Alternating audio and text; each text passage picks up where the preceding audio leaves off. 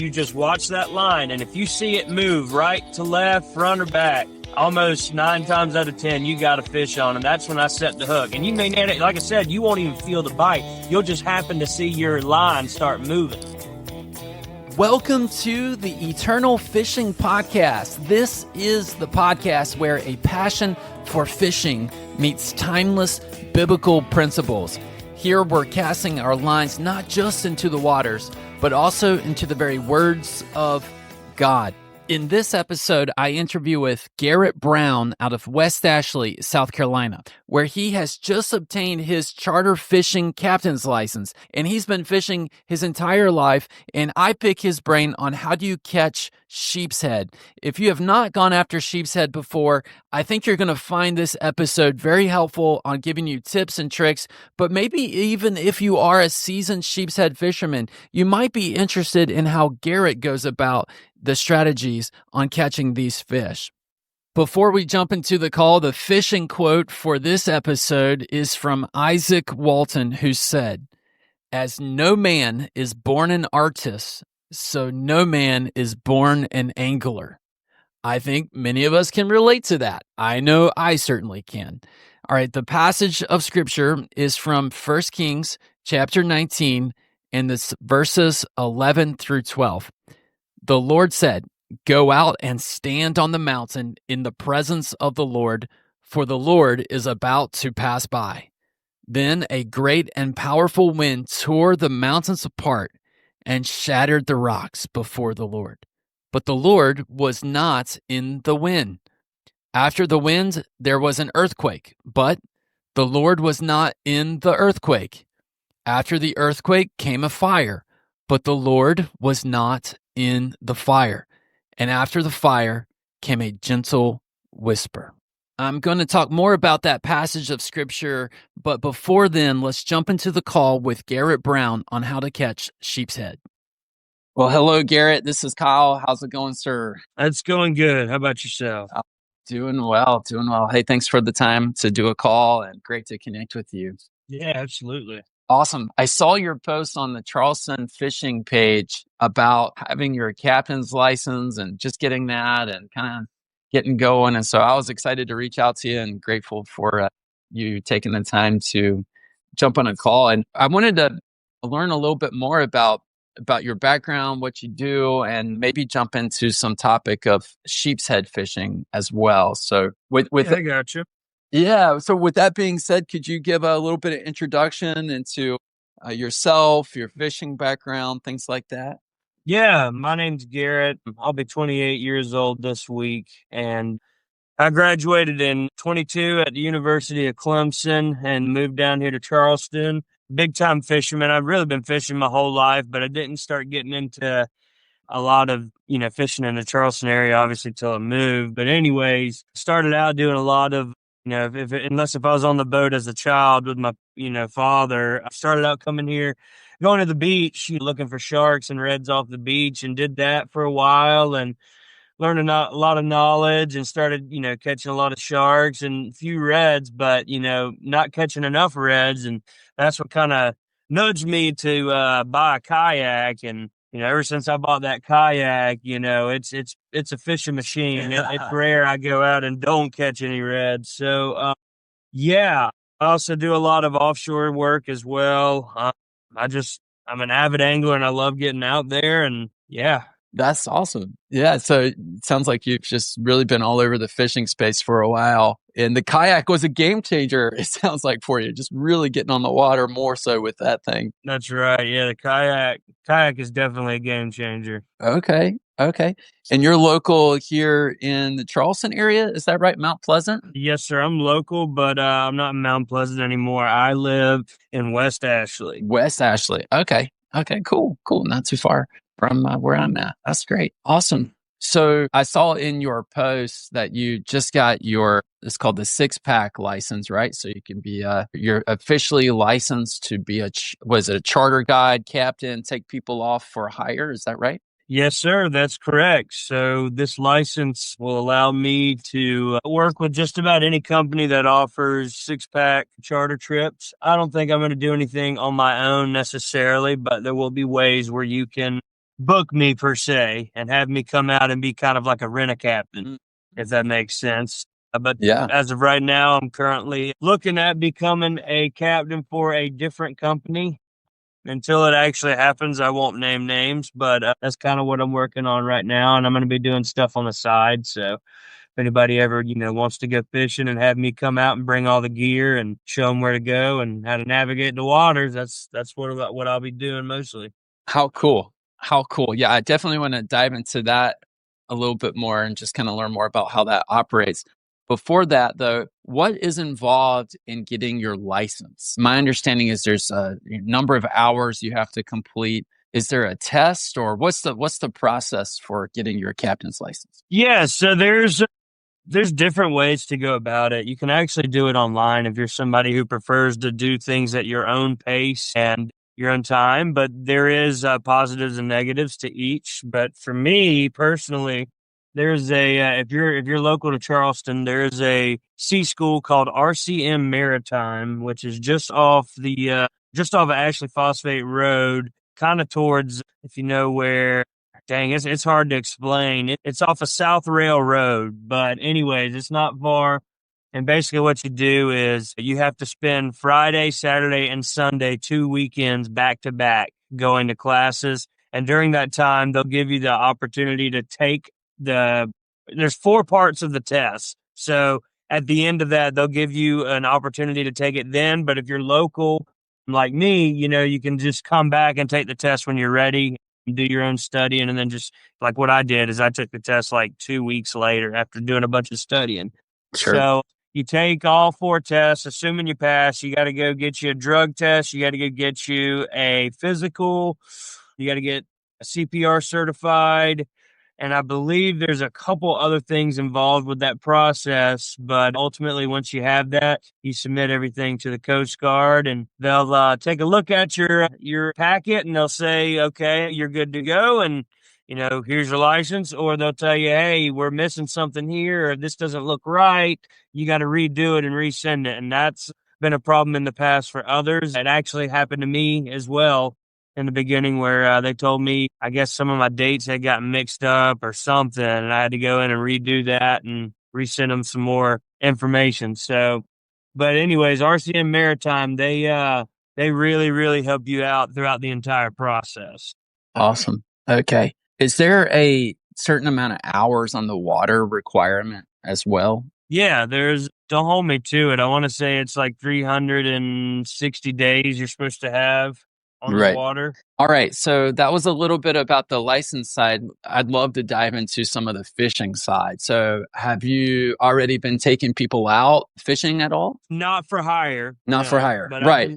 I've taken a few out, but my first gig is going to be next Thursday, and I'm very excited. How Taking cool. somebody out for a 3-hour charter. Awesome. Where are you going out of? Shim Creek, probably, but Okay. that's just where we're putting in at. I'm not sure. It all depends on what the customer wants to go after, really. Okay. Fantastic. Awesome. Well, congrats on your first gig coming up here soon. Thank you. That's incredible. So we talked about the licensing side. Now talking about the booking side, as someone who you're using someone else's boat, right? And so how do you connect with boat owners that are looking for captains to hire out? So another thing about this industry is, everything is almost completely strictly word of mouth and, connections. You're not going to find these types of jobs posted on LinkedIn. You might find a few on Facebook. Every now and then somebody might say something on Facebook, and that's kind of a way that you can meet people, and a way that I've found certain people that want to hire me as a quote unquote rent-a-captain. That was also a Facebook post that I had made. But it's Oh, also a little different because I'm pretty active in all the Charleston fishing pages around here. And there's about, I think, 3 or 4 of them. But yeah, I posted in there and got lucky and found a couple people that were not only looking for captains, but a couple private people that are looking for somebody to kind of take care of their boat and have it ready when they're ready to go fishing. So excellent. Well done. Yeah, that's great. It's amazing. Like I was saying earlier, social media and the ability to network these days that's pretty great. Well, yep. And if I saw these people in person, it'd be no different. I've always been a social butterfly. Yeah. Well, I'm sure that social nature is great from taking clients out, because usually people like someone that is at least somewhat social to be their captain. Oh So, yeah. yeah, We'll have a good time if you come with me. I promise there that. you go. Awesome. So, what types of fish would you say you would be comfortable taking people after?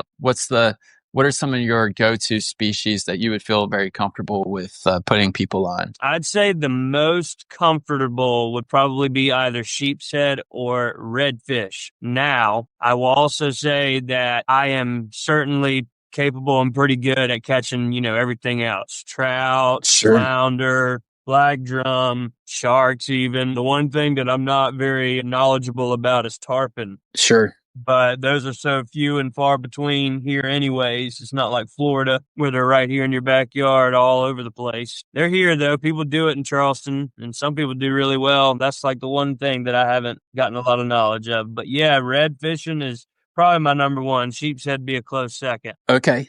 Okay. Gotcha.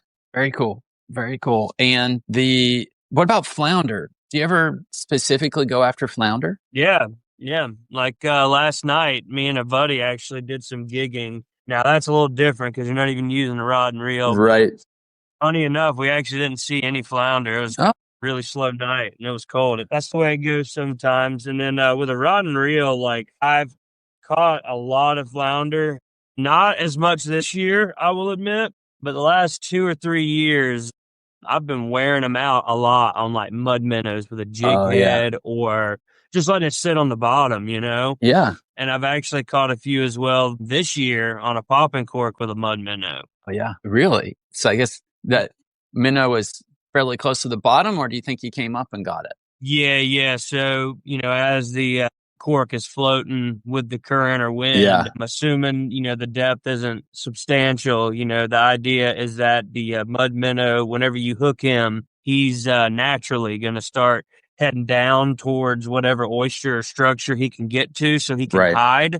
And as the current is taking that cork, he's going to find him little nooks and crannies along the bottom as it's going. And that's where Mr. Flounder likes to sit and wait for things like that to come right above his face where he can just bam, Right. smack him. Yeah. So Awesome. Awesome. Well, I'm excited to dive into some sheepshead conversation. On the podcast so far, I've done a show on flounder fishing. We've done a show on redfish, but not on sheepshead. And so I'm really excited. Maybe there's a lot of similarities between the redfish and sheepshead, but maybe there's differences. And so I'd love for you to maybe jump into some of that discussion. What would you say are some of the similarities and differences between fishing for those two? okay. So fishing, the similarities from sheepshead and red. Yeah, or maybe they're not similar at all, and that's fine. Just curious about the methods here.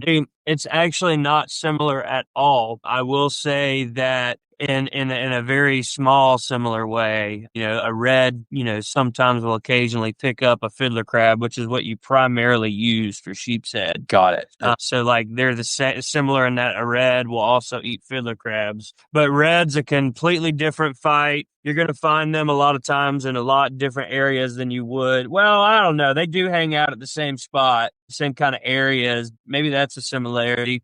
I would definitely say the main differences is that, you use fiddler crabs and there's people out there that have used canned corn and that's worked for them. Really? People have used, yeah. If you can find a way to keep oysters on a hook, I have never mastered that, but I know plenty of people that use oysters and it's basically what they do is they just get a bunch of oysters together and stick it on a hook so thick that it makes it almost, just harder to fall off, I guess, but it's still pretty easy to pick at for a fish. But I know people that use mussels, people that use like even shrimp for this too. And then sheepshead will eat shrimp as well. I've got plenty of sheepshead on shrimp as bycatch or even, I ran out of fiddler crabs and all I had was shrimp. Was able to get them. But sheepshead, you're going to be using a lot smaller hook. And some people might disagree with me. And this is strictly just my opinion personally from my experience. I'm not saying that other people are doing it wrong or anything like that. But me personally, I like using a 2/0 brim hook. So if you go into Hadgels, they sell these small little hooks that look kind of like a cross between a circle hook and a J hook. I'd almost have to send you a picture of it. Yeah. But it is a very small 2/0. It looks like a brim hook is what it looks like. And I tie that I make a Carolina rig. And if you're not familiar with a Carolina rig is, it's just a hook attached to a leader, which is attached to a swivel that has a weight on top of it. And for Sheepshead specifically, I take that leader and crunch it down to about, I don't like to have that leader any longer than about 4 or 5 inches long. And the reason why is when there's less leader on it like that, for whatever reason, in my experience, I have been able to feel the nibble or the bite a lot easier than I ever have on like a sweeper jig or a Carolina rig with a longer leader. So again, I'm not saying you can't use a sweeper jig. I'm not saying you can't use a regular Carolina rig. People do it and still catch fish. But me personally, I like a really, really small Carolina rig with a really small hook. And what you're looking for is you're looking for any kind of structure, kind of like you would for reds. Fish like structure. And especially for sheepshead, they pick on the pilings a lot with barnacles and oysters. And a lot of times, if you sit on a dock long enough, you'll see sheepshead pick off the floating dock and along the poles of the dock. And so the idea is when you find any kind of sticks in the water or any kind of like sunken, like cinder blocks or really anything, man, but mostly poles and things like that on the dock, you just drop your fiddler crab right next to it. You drop it to the very bottom to where you can feel it bumping on the bottom. And you want to keep the weight on the bottom. Once it hits the bottom, you reel it up to where you can just have the slightest amount of tension on that line. And I will tell you right now, I've caught hundreds of sheepshead, and to this day, it is still hard to feel the bite from time to time. And a lot of times you're not gonna feel it because they're convicts, and people call them convicts for a reason because they get away with murder. Right. And they got the stripes. They got the stripes. Yeah, and they got the jailbird stripes. That's right. They will absolutely take your bait without you even noticing. So a way for me to kind of battle that is like I said, I keep the slightest amount of tension on it and I'm watching my line. And a lot of times you just watch that line. And if you see it move right to left, front or back, almost 9 times out of 10, you got a fish on. And that's when I set the hook. And you may not, like I said, you won't even feel the bite. You'll just happen to see your line start moving. Right. And then bam, you just set the hook like you would on a bass or a brim. It's a lot like brim fishing with a cork, except you're not using a cork, obviously. But or crappie fishing. There's a better way for it, better analogy. It's like crappie fishing in a way. But the bite is just you got to get a feel for it and you got to get used to it.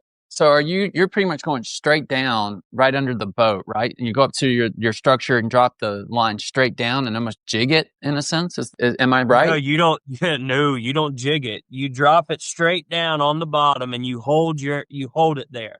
Okay. And you're waiting to feel for either a bite or to see your line move. And that's how you know you got a fish on. A lot of my sheepshead spots are typically going to be under like bridges and really big docks that have a lot of structure on them. Okay. Gotcha. Okay. So you're going straight down, like right under the boat, kind of, and you're just waiting for the slightest movement in that line, left or right, to indicate a bite. Yeah. And sometimes you will feel a bite. I'm not saying you won't feel it every time, but you will feel a bite from time to time. But the main thing is just to watch that line, because if they pick it up and start moving, that's how you see if they got one in its mouth, Okay. Now, do you always go with the same size weights, or do you vary that based on current, or any strategy on the size of the weight? It just depends on where you're at. It depends on how fast the current's moving, but more often than not, it's probably best to use like a 1/2 ounce weight. 1/2 ounce. 1 ounce. It's kind of a start. Yeah. Okay. Just like a little egg weight. Right.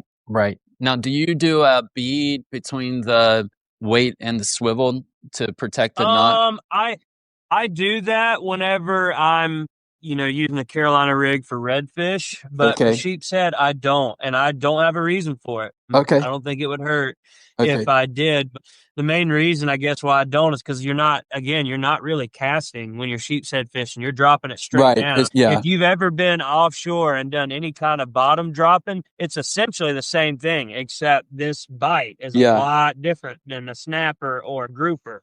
Now, Snapper or grouper are going to bite it and run. You'll know when that right. thing hits. So do you find that the sheepshead are usually in a certain depth, or do they prefer deeper water, shallow, both? Nope, I've caught them as shallow as 4 foot, and I've caught them as deep as 35, 40 foot. Okay. And Okay.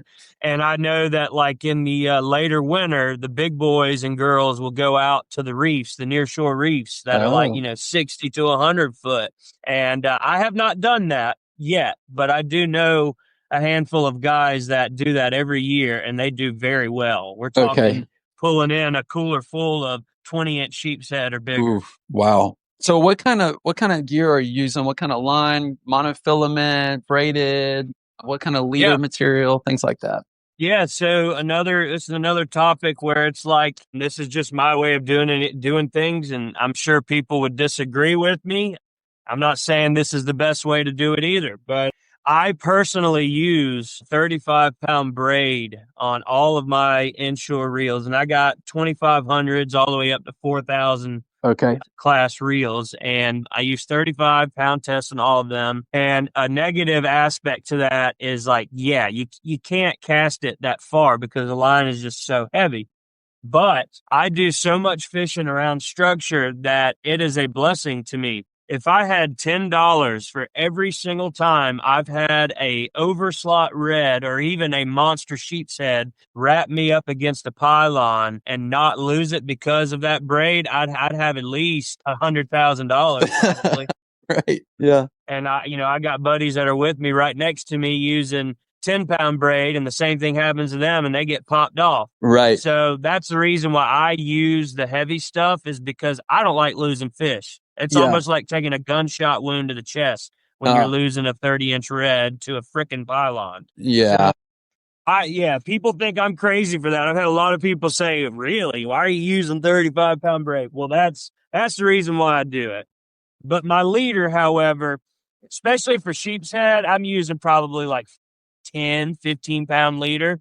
Okay. But the heavier is, just, means you're more safe, I guess. But yeah, typically I go with at least 15-pound leader because there's plenty of 10-pound sheepshead swimming around here that could easily break that, Yeah.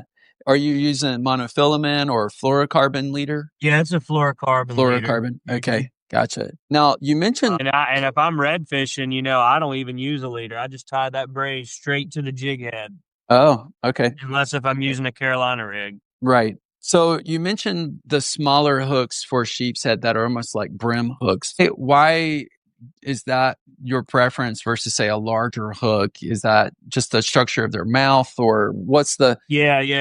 So have you ever seen their mouth? They're like a shell cracker. Yeah. They're like a small brim or crappie. They just don't have really big mouths. So a lot of times with that really small hook, it gives them an opportunity to not necessarily swallow it, but put the whole thing in their mouth. And that way you're able to set the hook a lot easier. Whereas if you're using like a big, 4/0 circle hook or whatever, they could just pick that thing clean without sticking that hook in their mouth, if that Yeah. makes sense. Yep. Almost like eating a chicken wing. Think of the crab as being the meat of a chicken wing, and they're eating around it almost if you use a big hook.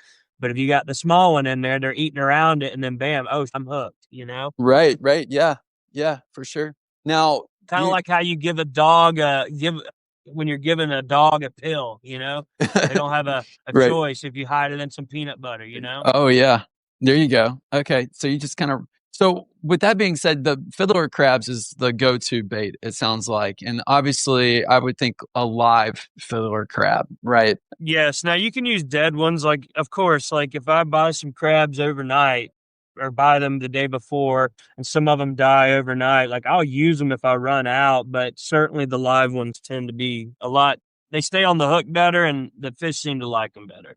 Okay. Okay. And how do you hook a fiddler crab on that hook? If you know what a blue crab looks like, how they got those two back swimmer fins, a fiddler crab is very similar, except they don't have the same like fins. It's just like a regular leg back there.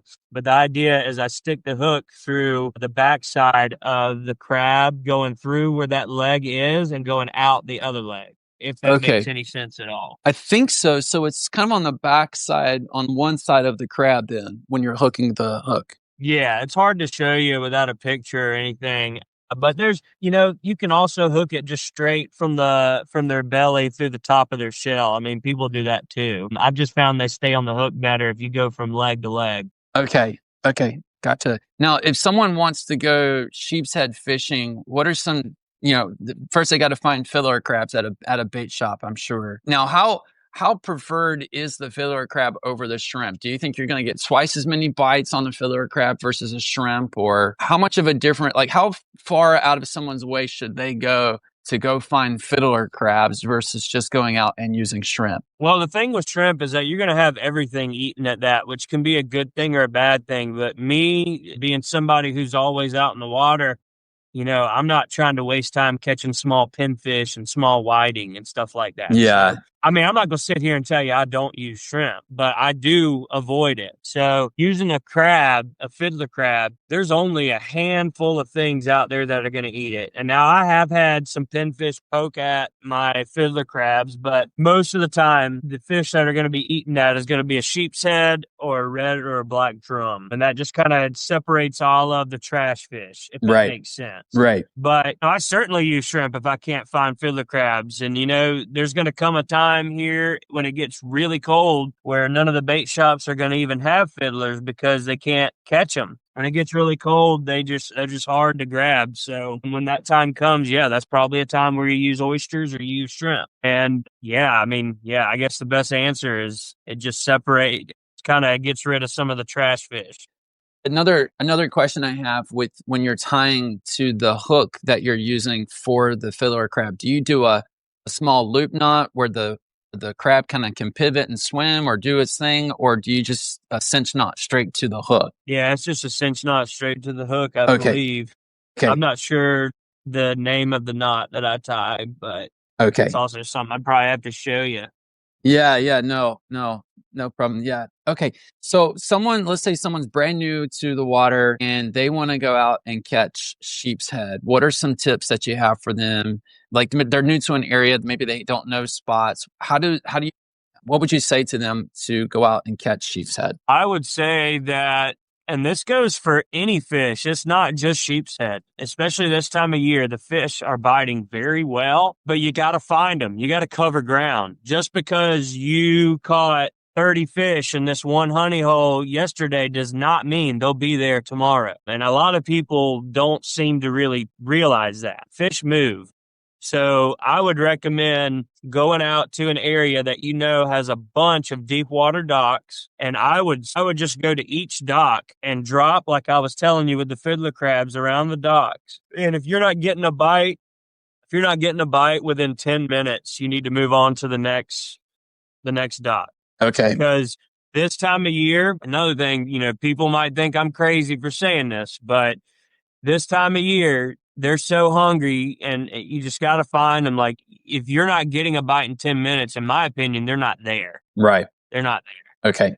So just keep moving along. A good place to start would be like somewhere along like Isle of Palms, like on the ICW, or, if you have any creeks nearby that you're aware of that have any kind of deep water docks that, maybe go from 5 to 10 foot even, like that's a great place to start. A lot of people go out to that Pitt Street Bridge. You can do that without having a boat or a kayak. You can fish right off that pier as well as Mount Pleasant Pier. You can do stuff like that. And if you got a kayak, you can get up under there in places that people from the bridge can't. Yeah, just look for structure and toss a fiddler crab under there. If you don't get a bite in 10 minutes, move on to the next dock. Move on. Okay. Yeah. Sounds good. It's kind of what I'm picking up on, and correct me if I'm wrong, is sheepshead sounds like it's a little bit more of a finesse type fishing than other types of fishing. Is that a fair statement? That's fair. Yeah, because I'll take people that have never been with me, and not to toot my own horn, but I'll have 10 sheepshead in the boat while my buddy's got two. Right. It definitely takes a little bit getting used to that bite. But once you figure out what you're looking for and feeling for, it's not that hard. Like everybody that I've shown how to do it and taken them out with me, by the end of that day, they're sheepshead master. Okay. Now, are sheepshead as abundant as redfish, or what? Yes. They are. Okay. Probably more of them. You'd be surprised. I've had multiple days catching, between me and one or two other guys, catching 30 to 50 sheepshead in a day. Wow. And would you catch most of those at one location or across multiple locations? Across multiple locations. Okay. I do have a couple spots that have produced numbers like that, but it only happens a handful of times a year, and you got to be there at the right place. Okay. And so how many sheepshead would you reasonably expect to be on one structure, like one dock? It's tough to say, man. It really is. But I'd like to think, I don't know, 20, 30. Okay. It just depends on where you're at. Right. Like you got to remember, a lot of them are small too. Yeah. I've caught 30 to 50 in a day, but over half of them, probably majority of them, were under the legal keeping size. So right. Still fun though. It's a lot of fun, Yeah.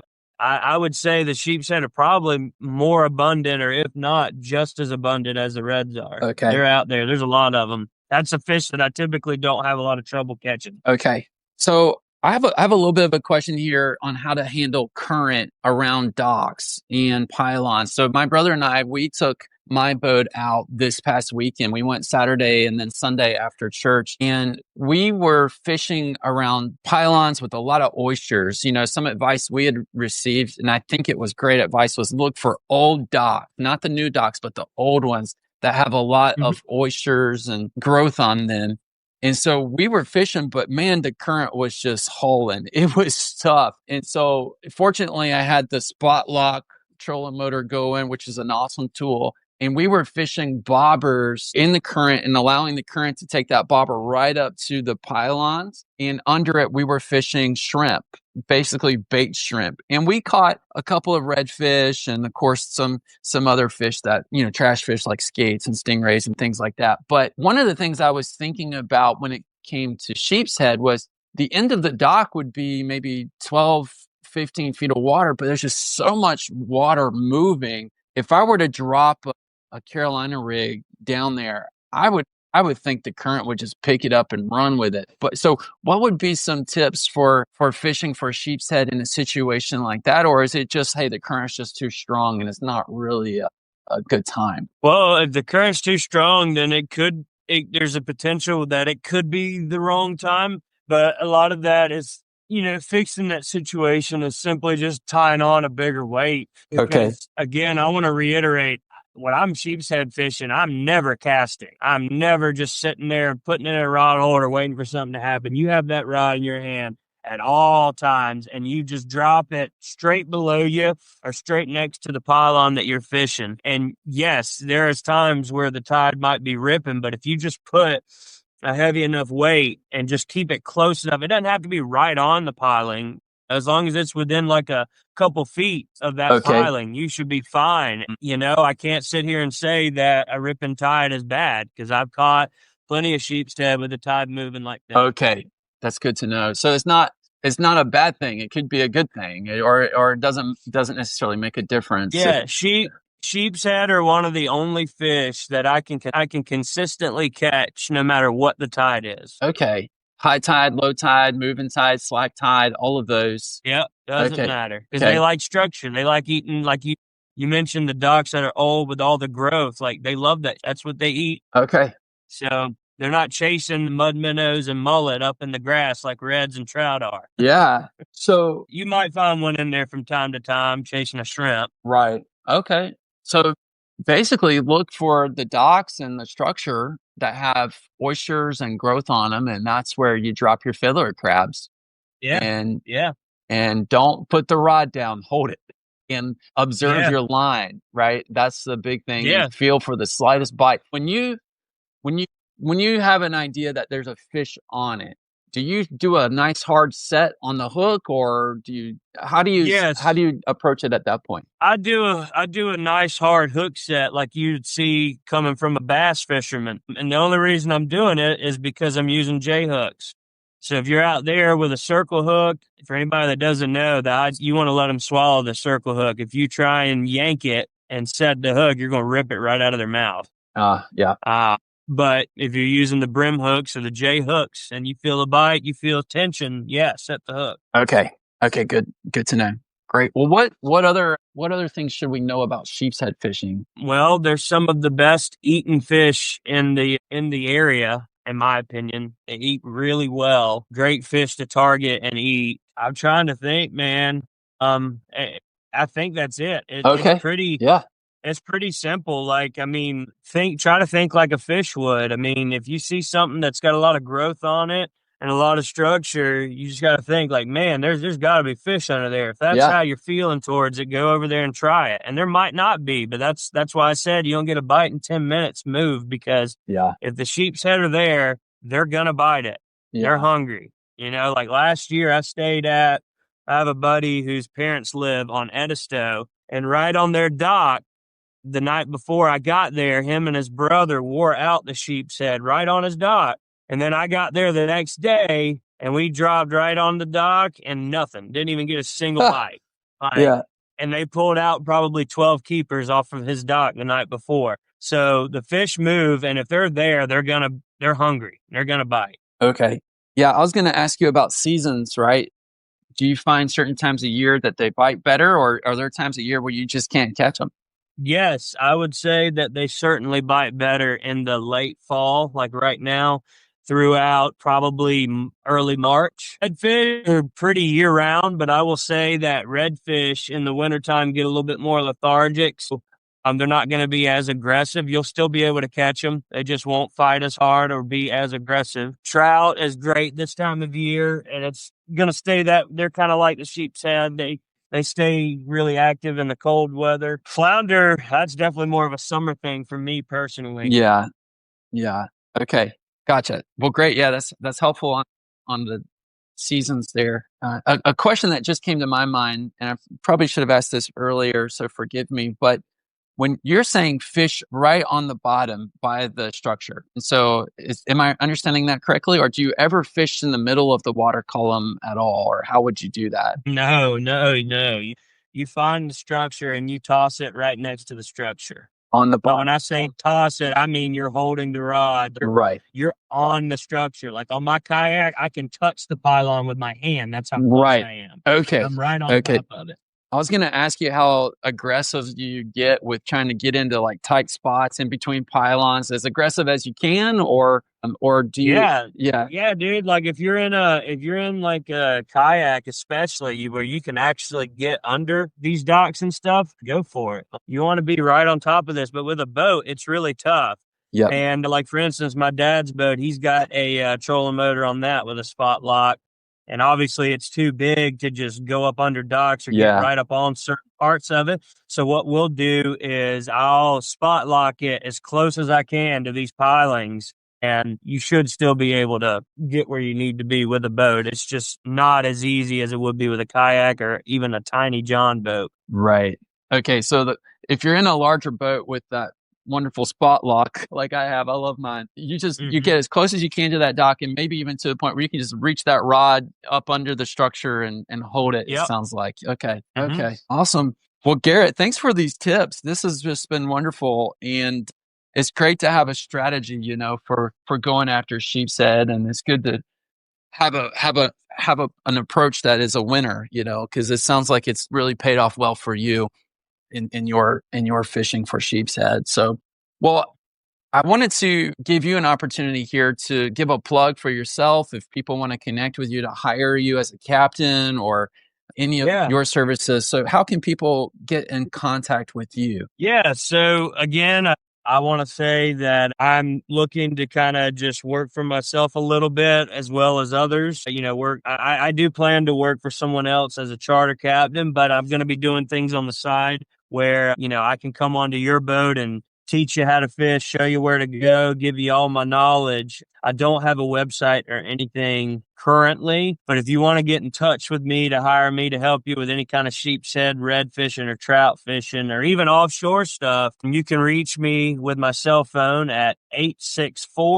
864-314-7731. And I'd love to, help out anybody. I've always been about putting people on fish, so don't be afraid to reach out. Awesome. And what geographical areas would be reasonable for you, or would you be able to help someone within in terms of coastal South Carolina? I have historically fished all the waters, basically from McClellanville, Allendale, all the way down to Hilton Head. So if anybody in that area or in between is looking for help or want to have a fun day of fishing, I'll happily drive out to those areas, and I know where to go. And would you supply all of the tackle as well, or would you expect them to have that? Yep, I have all the tackle and everything we would need, and obviously I'd have all the bait and all that ready to go too. And so basically call you and connect, and you guys can work the plan out, and you can handle it from there. Yeah, awesome. Right. Well, Garrett, hey, that's awesome. I'm excited for you. Congrats on getting your captain's license here recently. And thank you. And thank you for taking some time to share your knowledge about sheepshead fishing. It's great. I've learned so much on this call. And so thank you for taking the time. Yeah, absolutely. No problem at all. All right. I love talking about fishing. Awesome. Well, thank you, sir. Hey, have a great rest of your day. When are you going fishing again? Going on Friday. Okay. Taking out a client. Not a fishing client, a client of my other job, my full-time job. Okay. Good for you. Great. Awesome. Well, thanks again, sir. Hey, have a great rest of your day. If you catch any sheepshead or catch any fish, send some pictures over. I'd love to see what you got going on. Yes, sir. Absolutely. I appreciate it. All right. Thanks, Garrett. I'll talk to you soon. Yep. Thank you, sir. All right. See bye. You. I hope you enjoyed that call with Garrett on sheepshead fishing and that you learned some tips on how to catch them. I know it was helpful for me. I remember as a kid, my dad, my brother, and I were fishing out in the inlet one time, and we just started catching sheepshead after sheepshead. I didn't know what we were doing or how we were doing it. I just remember we caught a lot of them, filled up the cooler, had a great time. But I haven't known how to actually go after them now. And so now, having talked with Garrett, I have a strategy, and I know that sheepshead fishing is a little bit more of finesse type fishing than I realized beforehand. Getting right up next to the structure, dropping the bait straight down and watching the line and just trying to pick up on the subtle little hints and movement in the line to indicate there's a fish. A lot of times fishing is there's a lot of indications, right? The rod just bends over, or the drag starts screaming, or whatever the indications are. Sometimes, though, as we hear in the sheepshead fishing, it's not always so pronounced.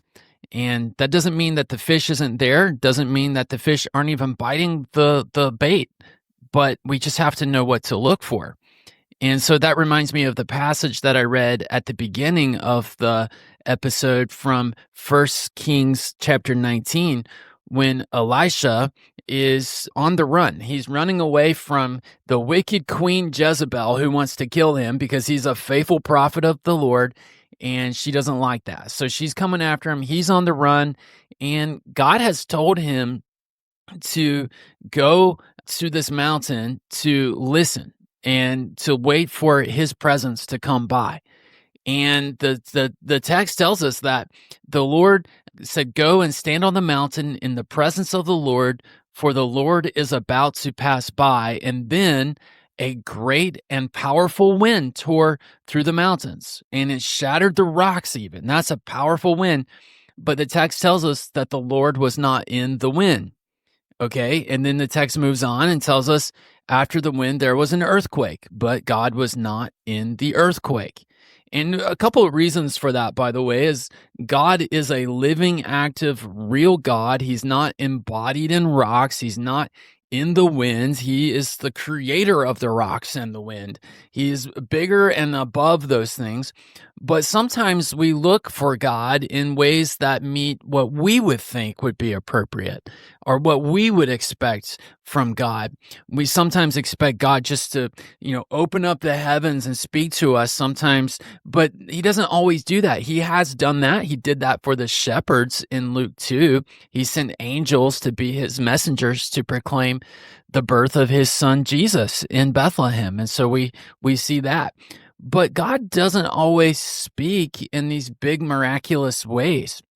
Instead, we see here in the text that after the earthquake came, there was a fire, and God was not in the fire. And after the fire, though, came a gentle whisper.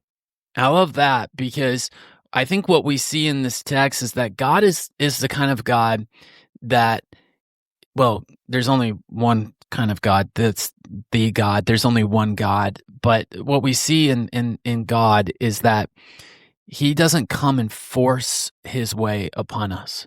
He doesn't come in and force us to love him or to listen to him. But what we see in the text with Elijah here is that there was a gentle whisper. And when Elijah heard it, he pulled his cloak over his face and he went and stood at the mouth of the cave. And there's something about this idea of hiding your face, like you just of this in awe of the seriousness of the moment, meaning, who am I to look upon the Lord, And so this idea of he's showing reverence, we see a similar act of reverence in Moses when he's approaching the burning bush. If you remember the story in Exodus, if you haven't, you should go check it out. It's really, really interesting. There's a burning bush and God speaks to Moses. But Moses first, he takes his sandals off for he's on holy ground. I think we see that in Elijah here as well as he's listening to the voice of God. And then Elisha has a conversation with God and God tells him, basically, you got to go back. You can't be on the run. You got to be true to what I've called you to be as a prophet of God, of me, to proclaim me and my truth. And so I'm reminded of sheepshead fishing here in this passage because of the still subtle indications that a fish is biting the bait. I would encourage all of us to take a moment and just to not necessarily look for God in the big grandiose ways, but just to think, how is God revealing himself to me today? Like, where do I see him in my life? And I'll tell you, the place where you hear his voice is in his word, is in his scripture. The Bible is the very words of God. That's why this podcast is all about, yes, passion for fishing, yes, technical skills and learning how to catch fish. I think we all want that. But it's also about diving into the words of God. And because they're life-giving. I mean, we're talking about God, the creator of the universe, who loves us, who wants to speak into our lives. And I think if we can open up his word and just say, Lord, what do you want me to learn today? And we take a moment and we listen and we meditate on his truth and we have a conversation with God. We make our petitions to him and allow him to shape our hearts. I think we'll start to see that God is active and he's real and he's alive and he's ready for us to come to him through his invitation. I hope you've enjoyed this episode of the Eternal Fishing Podcast, whether it's learning the sheepshead techniques or this idea of listening to God in the subtle ways where he's speaking to us and he's at work. Now, that doesn't mean he can't work in big, powerful ways as well. We certainly know that he can. But I hope you've enjoyed this episode. If you would, share the show with your friends and people that you know. Trying to get the word out there. We have a Facebook page now. You can follow us at the Eternal Fishing Podcast. And when I say us, I mean me, myself, and I, and whoever else wants to join in on the fun. Until next time, tight lines.